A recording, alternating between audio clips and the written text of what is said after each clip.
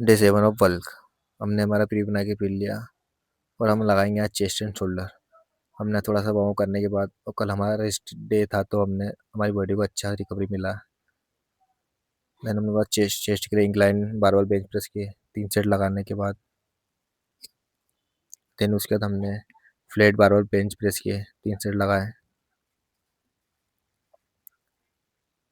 Then उसके बाद हमने केबल फ्लाई किए 3 सेट लगाए, जो हमने लोअर चेस्ट को हिट करता है। देन उसके बाद हमने लेटर रेजेस के 2 सेट लगाए शोल्डर के लिए। देन उसके बाद हमने रियल डेल्ट मशीन फ्लाई के 2 सेट लगाए। देन उसके बाद हमने डंबल से सक्स लगा के,